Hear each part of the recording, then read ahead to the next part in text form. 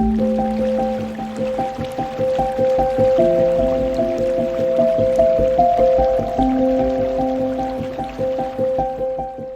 everybody, I'm Laurel Griffith and welcome to Sunday School. I'm looking forward to being with you today. We are beginning a new unit and we'll be discussing the idea that God is to be worshiped as Creator as we meditate on His creation. And so we'll unpack all of that. We'll be in Psalm chapter 104 or Psalm 104. But before we move straight to this psalm, let me just refresh our memory briefly on the book of Psalms. Most of this is familiar to you, but it's good for us to think about it. So the book of Psalms is a prayer book, a book of songs and prayers that were written and used by the Jewish people as they worshiped God, both individually, privately, and corporately. And of course, we use them the same way today. So we know that Jesus quoted from Psalms when he was on the cross. It was a book that was loved and memorized by people in the New Testament. The Jewish people in the New Testament times would have known the Psalms and they would have been very much a part of their lives. Today, when we think about the book of Psalms, we think about using particular Psalms in our prayer lives. I think about Psalm 23 as being particularly meaningful to so many people at times of loss and grief, and it's used a lot in funeral services. But there are also other Psalms that we use when we are praying. Sometimes we even take verses out of Psalms and commit them to memory and use them to center our prayers. So here's an example of what that might look like. For me personally, I love Psalm 103 and the verse, "Bless the Lord, O my soul, all that is within me, bless your holy name." I will quote that as I sit down to begin to pray, and I will also use that to bring my mind back into focus when it's wandered off somewhere and is making a grocery list during my prayer time, as happens from time to time.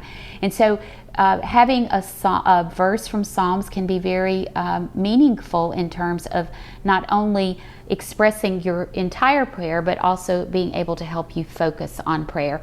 So today we are looking at Psalm 104, and it will be a psalm of praise that the psalmist is offering God, primarily focused on God as Creator as he meditates on all the works of his hands. So join me and we will read through some of these verses. I won't read all the verses, but in your own time of preparation for Sunday, I would encourage you to take a look at all of these verses because they're just beautiful, and it is just very helpful as we think about how we meditate on God's creation. Okay, so we'll start with verse 1. It's a call to worship. "Bless the Lord, O my soul, O Lord my God, you are very great. You are clothed with honor and majesty, wrapped in light as with a garment. You stretch out the heavens like a tent. You set the beams of your chambers on the waters. You make the clouds your chariot. You ride on the wings of the wind. You make the winds your messengers, fire and flame your ministers. You set the earth on its foundation so that it shall never be shaken." So as we begin in verse 1, we see, "Bless the Lord, O my soul." And if you turn to the last verse of the psalm, you'll see the same phrase, "Bless the Lord, O my soul." And so it's almost like it's bookends, that it's a call to worship that the psalmist is giving, and then in between is the reason for the worship. And so the call to worship continues and talks about God being clothed with honor and majesty, and then this beautiful image of him wrapped in light. So the idea of God being wrapped in light, I think most of us would probably think about the glory of God, and that glory might be seen as a bright light. But one of the ways to think about this in the Old Testament, the idea of light, was the idea that it was generative in nature, that it produced something else, that light was necessary for life. And so when we think about God being wrapped in light, it means that God is the one who produces life. And that is a part of his being. And so God is wrapped in light. God is the one who is responsible for all life, is what the psalmist is saying in that verse. And then he talks about him stretching out the heavens like a tent. And so this is another idea that's really beautiful. The word that's used here for tent, the Hebrew word that's translated tent, is more frequently translated tabernacle in the Old Testament. And so we know that the tabernacle was the place where God dwelled and in the midst of his people.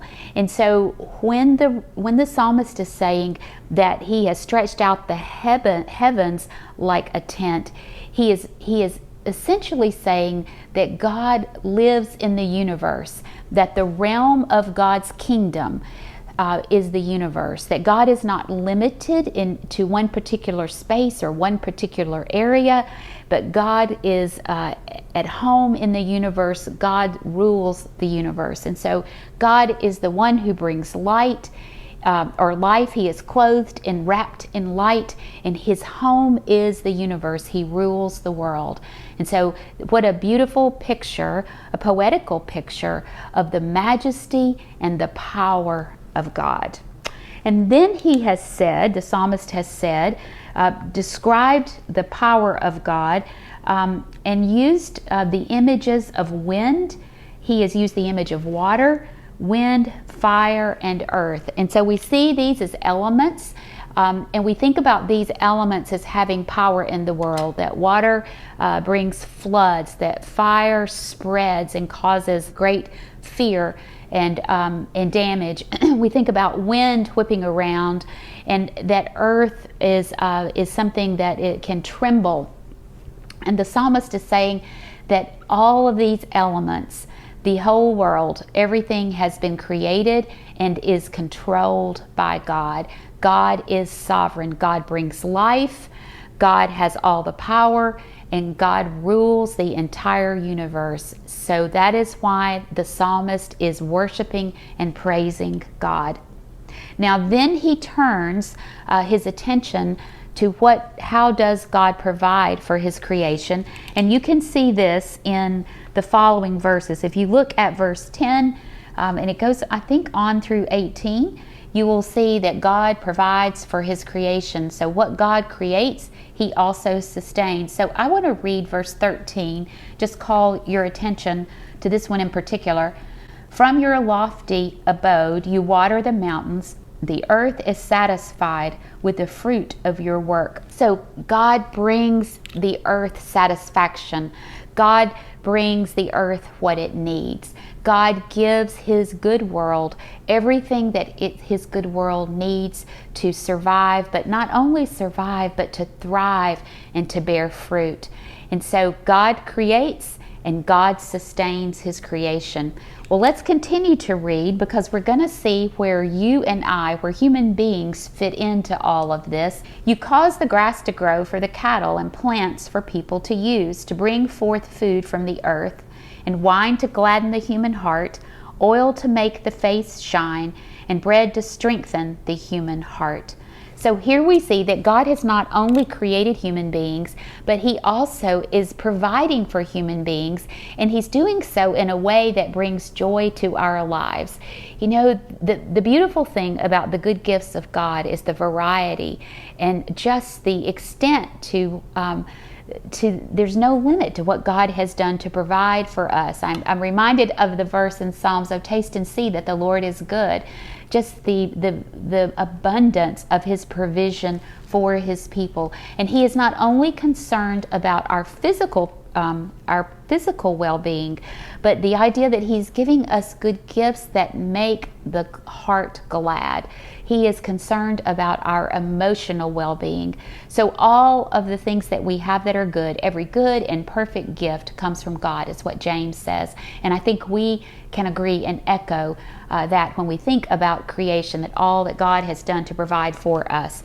Okay, let's continue now, and we are going to skip down. The trees of the Lord are watered abundantly, the cedars of Lebanon that he planted, and in them the birds build their nest. The stork has its home in the fir trees, and the high mountains are for the wild goats, the rocks are a refuge for the conies. You have made the moon to mark the seasons, the sun knows its time for setting. You make darkness, and it is night, when all the animals of the forest come creeping out. The young lions roar for their prey, seeking their food from God. When the sun rises, they withdraw and lie down in their dens. Then people go out to their work and to their labor until the evening.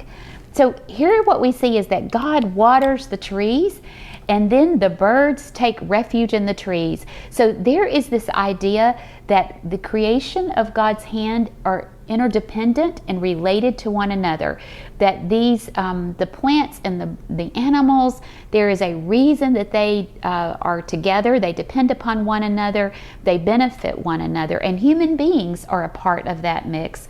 And this idea that human beings go out to work in the daytime, they leave to go to till the ground to contribute to God's good world. And of course we know that that comes from Genesis, where God has planted man and woman in the garden and has given them this responsibility to steward his good world, to care for his good world, to tend the garden. And so I think the idea that we are a part of this creation is significant here, that you and I have not only this responsibility to respond to God in worship and praise for all that he has done, but he has also given us the opportunity to co-labor with him, and that one of the things he has given us to do is to steward his world, his created world, to bring it to its full potential. And as we bring it to its full potential, we are benefiting not only the plants and the animals, but we are also benefiting ourselves. And it's all a part of God's beautiful and great design. So now the psalmist begins to praise him. O Lord, how manifold are your works. In wisdom you have made them all. The earth is full of your creatures.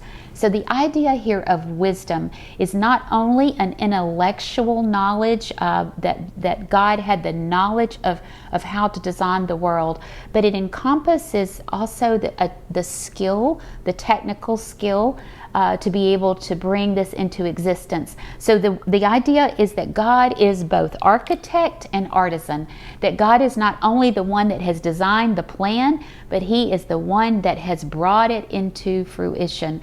And it's just an enormous thing when we stop and we meditate and we recognize that God is behind every single thing that we see in creation, from that honeybee that buzzes around the flowers and causes the flowers to pollinate and then brings honey into existence, all the way to the mountain ranges and the oceans of the world. So God has created, and God sustains his creation, and now we're going to see that God provides for his creation. Yonder is the sea, great and wide, creeping things, innumerable are there, living things, both small and great. There go the ships and Leviathan that you formed to sport in it. They all look to you to give them their food in due season. When you give it to them, they gather it up. When you open your hand, they are filled with good things.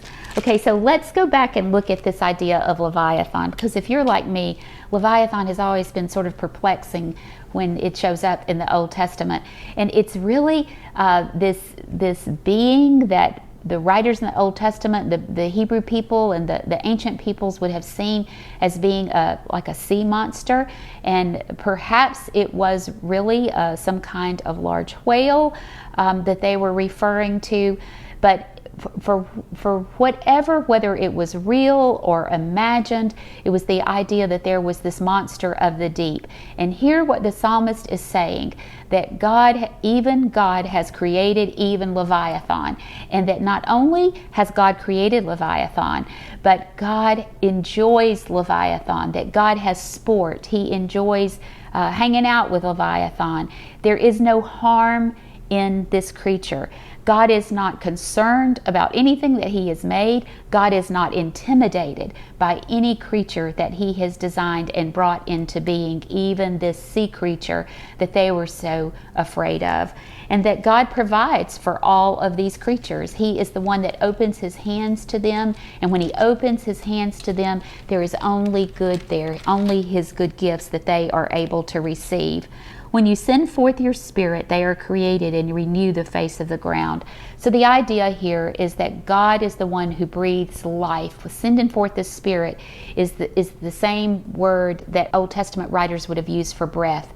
And so the idea is that God breathes into His creation, and He is the one that breathes life, and He is the one that brings life from the ground and brings His creatures into existence. And so now in verse 31, the psalmist makes a turn, and he turns now from just meditating on the works of God and praising God for what God has done, that God sustains creation. God has made His good world, God sustains His good world, and God enjoys His good world. But now what he is saying is he is speaking to God and is worshiping God. And so in 31 we read, "May the glory of the Lord endure forever. May the Lord rejoice in His works, who looks on the earth and it trembles, who touches the mountains and they smoke." The psalmist here is saying that this beauty that God has created, this wonderful world, may it always endure, and may God always find joy and pleasure in what He has created. And then he says his response, the psalmist's response in verse 33, "I will sing to the Lord as long as I live. I will sing praise to my God while I have being. May my meditation be pleasing to Him, for I rejoice in the Lord. Let sinners be consumed from the earth, and let the wicked be no more. Bless the Lord, O my soul. Praise the Lord." So the response that the psalmist has is worship. He is going to sing his praises to God because God is the creator, God is the sustainer and the provider. God finds joy in His creation, and the psalmist's response is to worship Him, to sing praises to Him. As he has meditated on creation, it has taken him to this point where he is now worshiping the one true God, the creator of the world. And he says that his prayer is that nothing will thwart God's good plan, that no evil will get in the way of God's good plan, that no evil will mar creation, and that God is the one who will sustain and provide, and God will be honored throughout eternity. He is praising God. He is saying here that may his life reach his full potential. So it's not only, the psalmist is not only saying that his prayer is that the created order will reach its full potential, but that he personally, as he worships God and he thinks about his part in creation, that he is praying that his life will also reach that full potential.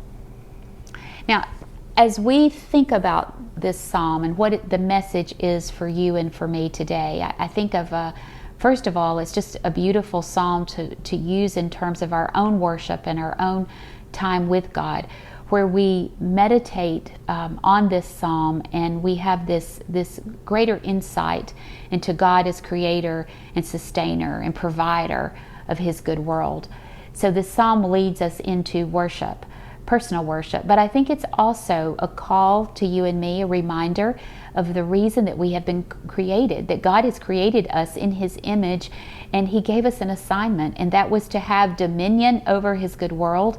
He put us in that garden and He told us to take care of it, and that we have not only the responsibility and opportunity and privilege to worship God, to praise Him, but also to be a part of bringing His good world to its full potential, that He wants to use you and me to steward His creation, and that this is not something that is necessarily scientific, although certainly it may be, but really that the reason we do this is not because science or politics has told us to do it, but rather it is because of the theology that this comes from God. It is a part of God's good plan. And so as we close today, I would just encourage you to reflect upon this and perhaps make this a part of your discussion in Sunday school. What is our role in stewarding God's creation? What is our responsibility in making sure that the world comes to its full potential? And what happens to you and to me as we are a part of that? And how is it connected to our own growth and our own becoming the people that God has created us to be? One thing that occurs to me when I think about this is for me to actually care about God's creation. It means that I need to be out in God's creation every now and then. And I know different ones of us have different opportunity for that.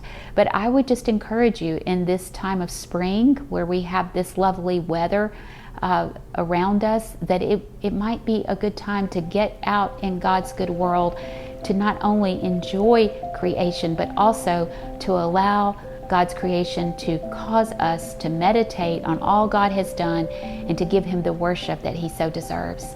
Well, I hope you have a great week, and I will look forward to seeing you again next time. Bye-bye.